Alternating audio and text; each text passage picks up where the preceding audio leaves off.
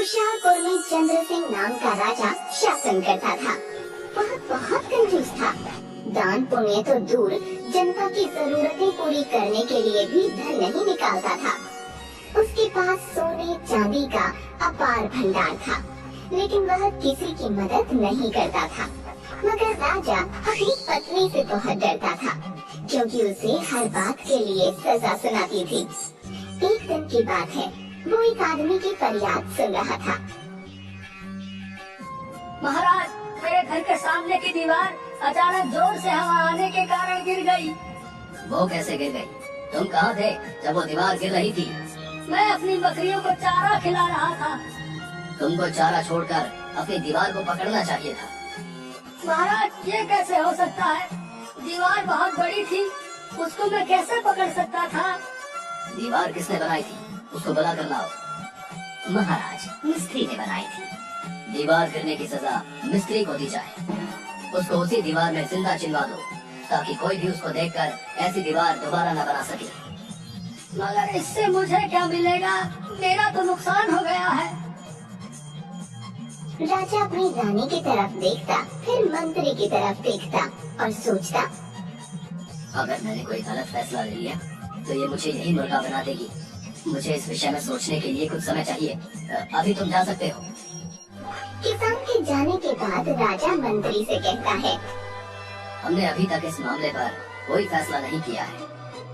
महामंत्री, जाकर देखो हवा कहाँ से आती है, वो जगह बंद कर दो। मंत्री बिना सोचे समझे उस दीवार के पास गया और उसी दीवार के ठीक आगे और पीछे दीवार बनवा दी।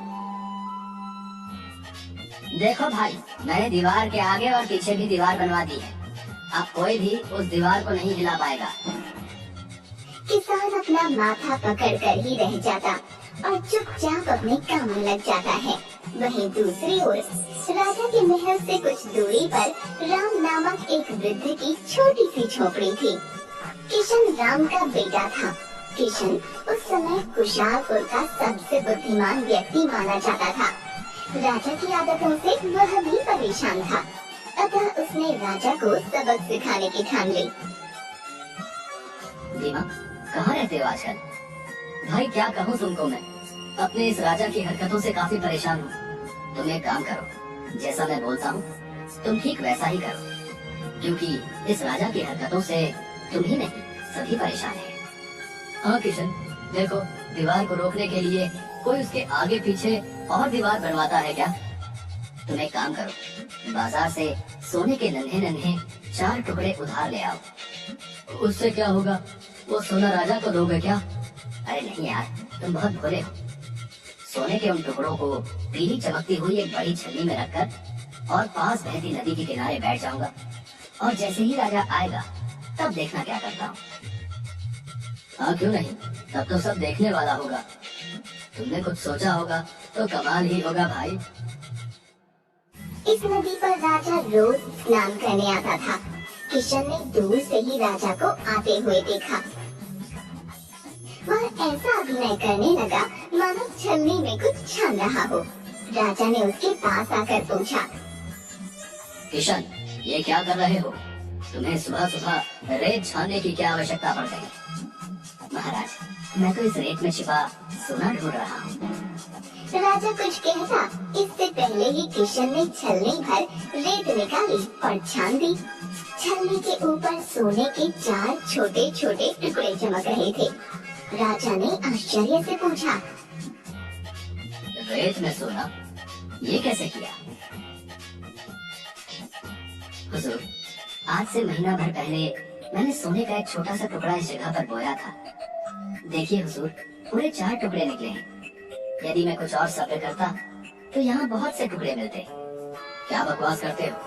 भला क्या सोने की भी खेती की जा सकती है? क्यों नहीं हुजूर, आप खुद ही देख लीजिए।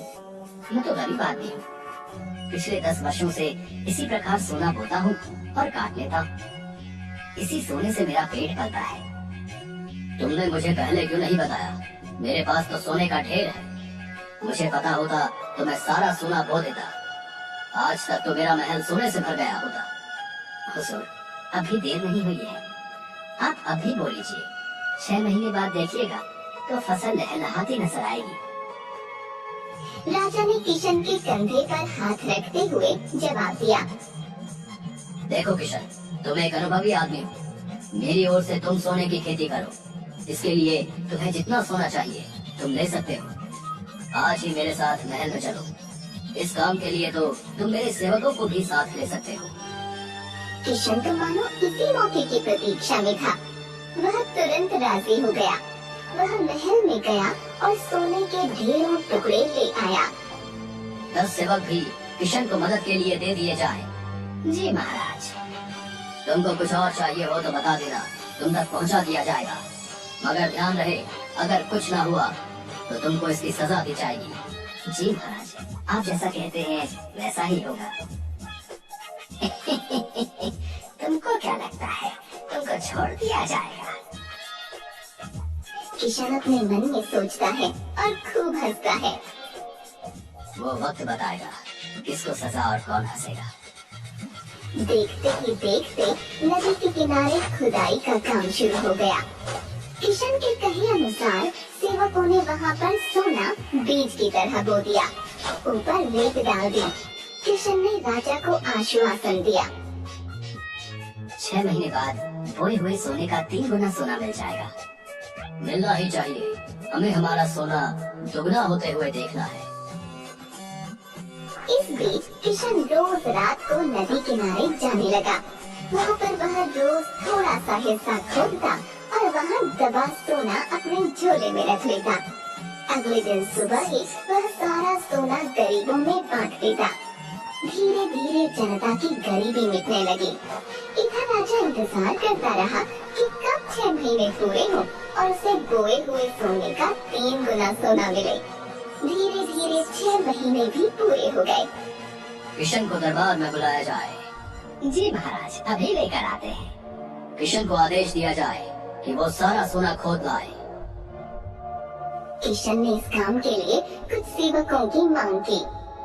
महाराज, सोना तो काफी हो गया होगा। मुझे कुछ सैनिकों की जरूरत पड़ेगी। इस बार 20 सेवक उसके साथ कर दिए जाए। सेवकों ने उस स्थान पर काफी गहरी खुदाई की, रेत को छाना, लेकिन सभी यह देखकर आश्चर्य में पड़ गए कि उसमें सिवाय 2-4 सोने के टुकड़ों के कुछ भी नहीं था। किशन भागा भागा राजा के पास पहुंचा, रोते हुए बोला। हुजूर, आपकी किस्मत खराब थी। जमीन में सोने के 2-4 सूखे हुए टुकड़ों के अतिरिक्त कुछ भी नहीं निकला है। सूखे हुए टुकड़े? तुम्हारा मतलब क्या है? हाँ हुजूर, इस बार सारा सोना सूख गया है। आप तो जानते ही हैं, इस बार बारिश बिल्कुल नहीं हुई। सारी फसल सूख गई। आपका बहुत नुकसान हो गया है इस बार। भला सोना सूख कैसे सकता है? ये तो ठोस चीज है। हुजूर, आपने इतनी बातों पर विश्वास कर लिया कि सोना बोया जा सकता है, सोने की फसल लहलहा सकती है, सोना काटा जा सकता है। फिर भला इतनी सी बात पर विश्वास क्यों नहीं करते कि सोना सूख गया? राजा के पास कोई उत्तर नहीं था। उसने मंत्रियों से सलाह की।